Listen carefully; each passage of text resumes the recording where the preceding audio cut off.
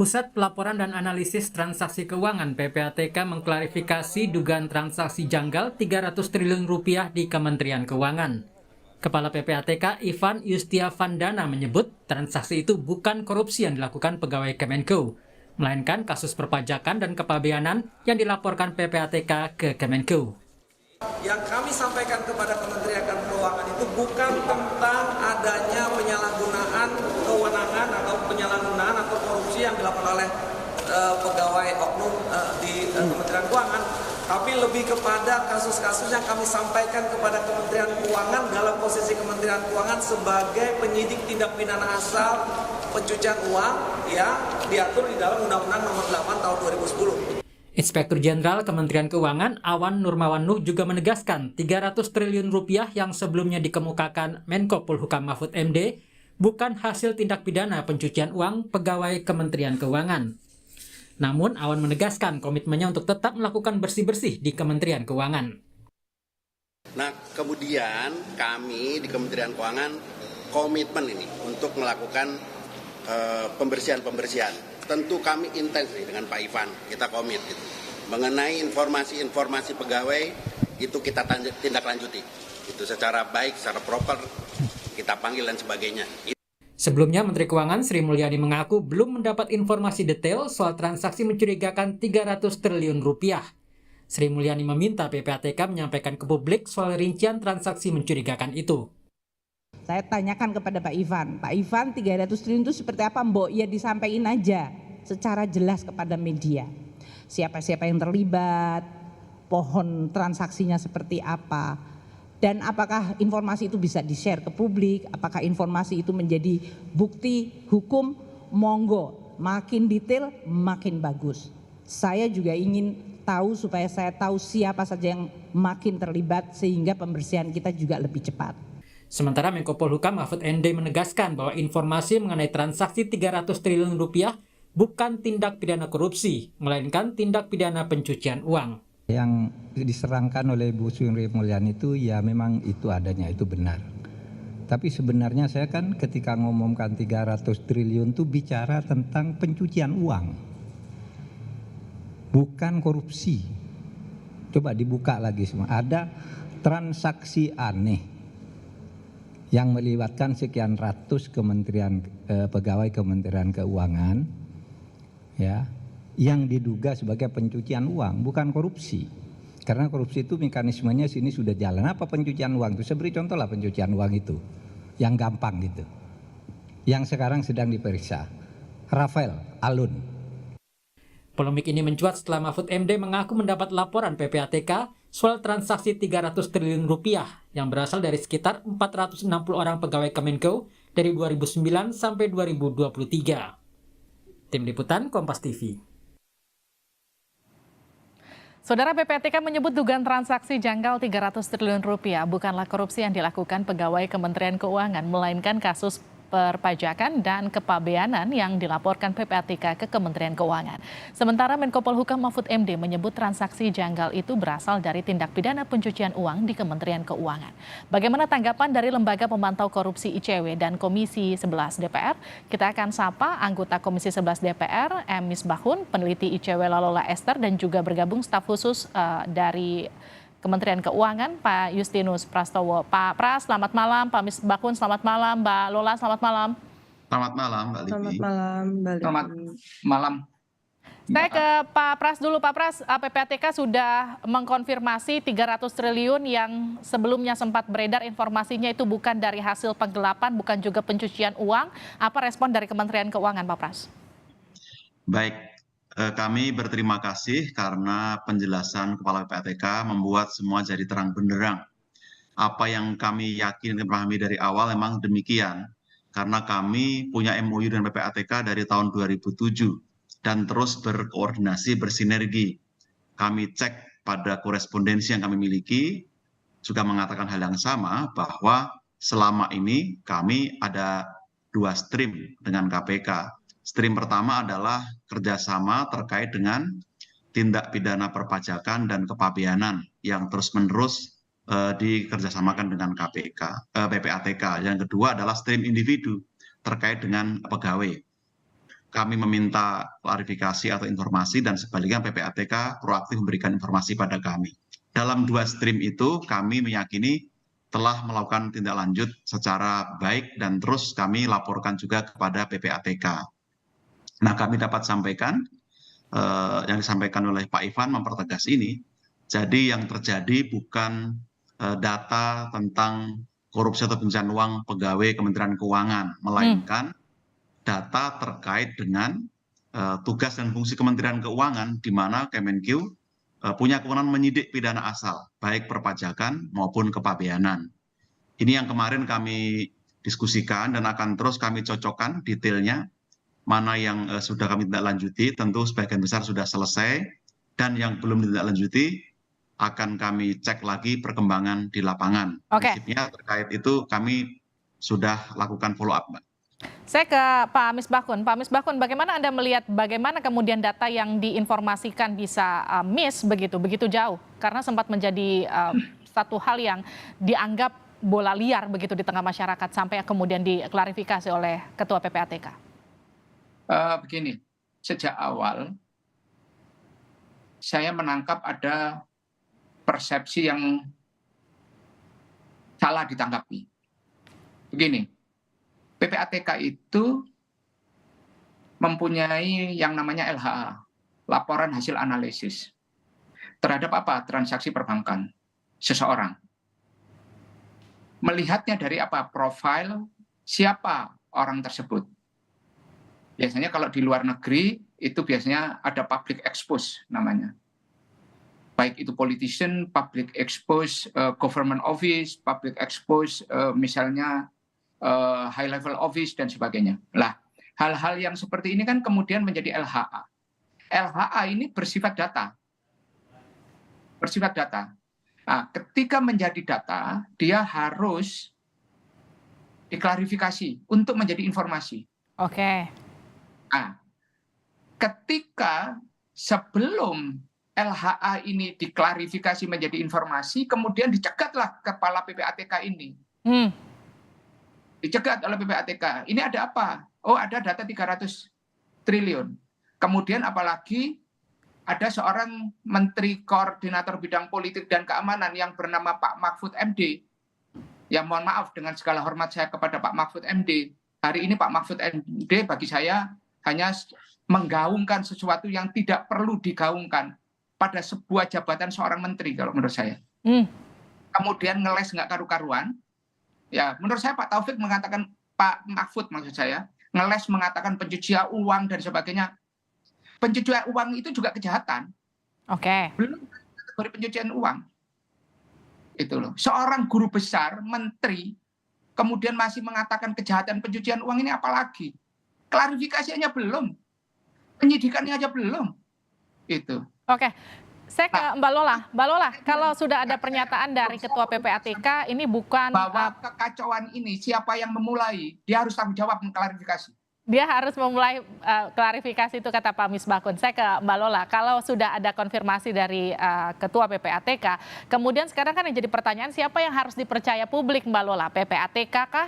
Kemenkeu kah? Atau Menko Polhukam kah ketika kondisinya sudah seperti sekarang ini? Public distrust tuh memang secara umum, apalagi dengan segala kondisi yang mengelilingi ya. Pertama-tama berangkat dari yang harus diketahui juga kan dan diingat kembali, ini bukan berangkat dari penelusuran soal dugaan adanya pencucian uang ke dalam kasus RAT, tapi dari penganiayaan gitu ya. Jadi kalau misalnya itu juga bukan karena publik yang melakukan penelusuran secara mandiri, terutama di internet, itu mungkin fenomena ini tidak akan terkuak gitu, atau peristiwa besar ini tidak akan terkuak. Jadi itu saja sebetulnya sudah bisa secara sederhana gitu ya menggambarkan bahwa ada fungsi yang hilang gitu dari negara ini, sehingga akhirnya peran untuk melakukan penelusuran itu diambil alih oleh publik secara quote unquote gitu ya. Dan ini juga akhirnya semakin diperkuat dengan berbagai temuan informasi yang menguatkan dugaan awal soal adanya potensi tindak pidana gitu. Memang ini masih makanya pembahasannya adalah potensi atau dugaan karena memang kan prosesnya juga masih berjalan. Sepertinya di KPK juga belum masuk ke tahap penyidikan, tapi mungkin penyelidikannya masih berjalan. Sejauh ini yang saya anggap sebagai salah satu sumber informasi yang tentu saja paling bisa dipegang kalau terkait dengan penelusuran transaksi, dugaan adanya transaksi mencurigakan, potensi adanya tindak pidana yang berkaitan dengan pencucian uang, tentu PPATK. Semata-mata karena memang mereka lah yang punya kewenangan dan tugas yang jelas soal itu, gitu. Artinya 300 triliun ini di case close saja atau masih tetap perlu diselidiki? Tentu harus ditindaklanjuti karena kan laporan hasil analisis bagaimana tadi Pak Misbakun sudah sampaikan itu kan berasal dari analisis awal ya yang dimiliki oleh PPATK. Mereka terima ada informasi, ada laporan dari lembaga penyedia jasa keuangan yang kemudian berdasarkan analisis di internal mereka itu bisa ditindaklanjuti oleh penyidik gitu. Nah, penyidik ini yang tadi juga mungkin sempat disampaikan dalam potongan-potongan berita, dalam TPPU itu kan ada 25+1 tindak pidana asal, ya, yang mana itu penyidiknya bisa berbeda-beda. Ada juga kalau misalnya bicara kepolisian ya prinsipnya mereka sebagai penyidik tindak pidana jadi bisa saja. Tapi kalau dalam konteks Kementerian Keuangan tentu memang dibatasi gitu. Memang ada tindak pidana asal tadi bicara soal perpajakan, kepabeanan, itu merupakan ranah PPNS dari Kementerian Keuangan dan itu tentu harus ditindaklanjuti terlepas dari apakah kemudian itu memang berujung pada tindak pidana atau tidak. Tapi kan LHA itu punya nilai informasi yang penting sehingga perlu diverifikasi, perlu ditindaklanjuti. Gitu. Tentu ini tidak boleh dibiarkan begitu saja ya, apalagi dalam kondisi di mana publik matanya juga sedang sangat mengarah kepada Kementerian Keuangan gitu. Oke, Mbak Lola, saya ke Pak Pras. Pak Pras, kalau artinya gini, menurut Mbak Lola ini kan masih terus harus diselidiki lebih lanjut lagi. Tapi bagaimana dengan 266 laporan? Koreksi saya kalau datanya salah ya Pak Pras. Ini terkait dengan transaksi janggal sepanjang 2007 sampai 2013 dari PPATK yang kemudian dipertanyakan sekarang ke publik. Ini setelah dikonfirmasi PPATK tidak ada pencucian uang, tidak ada pelanggaran, lalu kemudian nasib yang 266 itu gimana? Ada nggak kelanjutannya lagi? Yang 266 surat dari 2009 sampai 2023 itu sebagian besar sudah ditindaklanjuti, menghasilkan 16 kasus yang kita limpahkan ke APH dan sudah divonis terkait dengan pegawai Kementerian Keuangan. 352 tadi mendapatkan hukuman disiplin dan ada 126 audit investigasi. Ini sudah kita selesaikan yang streamnya individu Kementerian Keuangan. Nah, terkait dengan TPPU untuk tindak pidana pajak dan bea cukai sudah sebagian besar diselesaikan. Ada satu kasus yang cukup besar nilainya itu 180 triliun sudah selesai di pidana kepabeanan dan saat ini sedang dilakukan pemeriksaan atau penyelidikan oleh Ditjen Pajak, oleh penyidik pajak. Ini belum diselesaikan seluruhnya karena mencakup 15 wajib pajak. Ini yang akan terus kami koordinasikan. Nah, selebihnya ada pidana asal yang tidak langsung terkait dengan perpajakan dan kepabeanan. Ini yang nanti oleh Pak Menko Polhukam akan dikoordinasikan dalam Satgas Pemberantasan TPPU karena merupakan kewenangan dari APH lainnya di luar Kementerian Keuangan. Jadi memang ada beberapa data yang beririsan, untuk itulah kita perlu berkoordinasi. Lalu bagaimana dengan orang-orang yang sekarang sedang ditelusuri oleh KPK yang kemudian dianggap bagian dari gengnya Rafael Alun? Kementerian Keuangan mendukung apa yang dilakukan oleh APH, dalam ini kami sangat kooperatif, bahkan kami sesuai kewenangan kami telah melakukan tindakan kepegawaian, menjatuhkan hukuman disiplin berat kepada mereka yang terbukti melakukan pelanggaran PP 94 tahun 2021. Tapi kami serahkan sepenuhnya kepada aparat penegak hukum. Kami kooperatif akan memberikan data informasi keterangan yang diperlukan. Dan saat ini Kementerian Keuangan juga aktif menindaklanjuti para pegawai yang berisiko tinggi dan kami sudah meminta data juga ke PPATK Dan kami sudah memanggil kurang lebih sekitar 30 pegawai untuk dilakukan klarifikasi. Oke, saya ke Pak Misbahkun. Pak Misbahkun, ini kan kalau kita lihat dan mengikuti kasusnya, sebetulnya kasus penganiayaan, kemudian flexing, pamer harta, kemudian terbongkar dan ternyata banyak. Ibaratnya seperti buka kotak Pandora, wow ternyata banyak, luar biasa. Yang jadi pertanyaan ketika kita bicara soal benah-benah, bersih-bersih, kalau menurut Anda itu harus dimulai dari mana? Gini, ikan busuk itu bukan dari ekornya, ikan busuk itu dari kepalanya. Itu prinsip dalam segala banyak hal yang kemudian menjadi sebuah prinsip yang dipegang ketika kita mengelola tata kelola di pemerintahan. Lah, contoh saya sampaikan, tadi dikatakan bahwa RAT kena hukuman disiplin belas. Apa pelanggarannya RAT? Pertanyaan saya, apa pelanggaran RAT yang dilakukan oleh RAT sendiri? Lapor LHKPN dia jalankan, ya kan? Kalau ada temuan dia sudah terklarifikasi, terus apa yang dia itu kan? Kesalahan melakukan tindak pidana itu dilakukan oleh anaknya. Orang berteman, saya sama Pak Justinus berteman baik. Terus apakah kemudian membangun kolegial itu di dalam teman pekerjaan itu kemudian menjadi sebuah kejahatan? Itu. Apakah kemudian ada kolega satu angkatan, satu alumni, kemudian itu menjadi sebuah kejahatan? Orang berteman kok. Justru membangun jiwa korps itu penting. Untuk apa? Untuk menguatkan semangat spirit korps itu. Oke.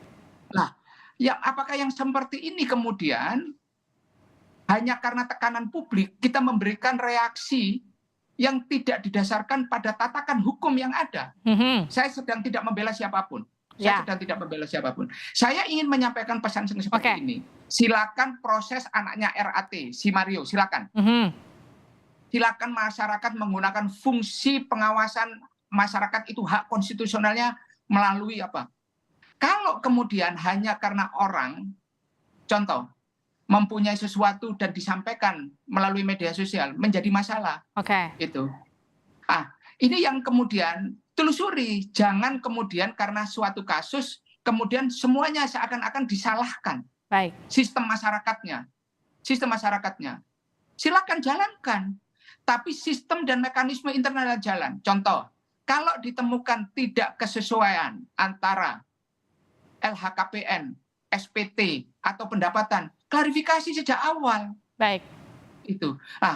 Jangan kemudian karena kasus ini seakan-akan ada kotak Pandora yang itu. Loh, kotak Pandora mana yang mau dibuka? Itu loh, kotak Pandora mana dibuka? Artinya ini jadi momentum benah-benah dan bersih-bersih. Momentum benah-benahnya begini, Mbak. Momentum benah-benahnya, jalankan mekanisme internal yang ada. Kalau tadi dikatakan oleh PPATK sejak tahun 2000, ya kan? Tahun 2009 sampai 2013 ada yang berkaitan dengan kepabeanan perpajakan, silakan jalankan.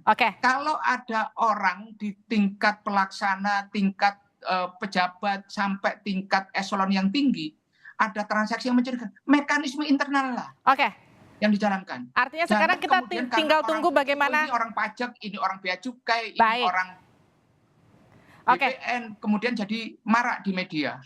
Dan kemudian pejabatnya ikut-ikutan. Baik.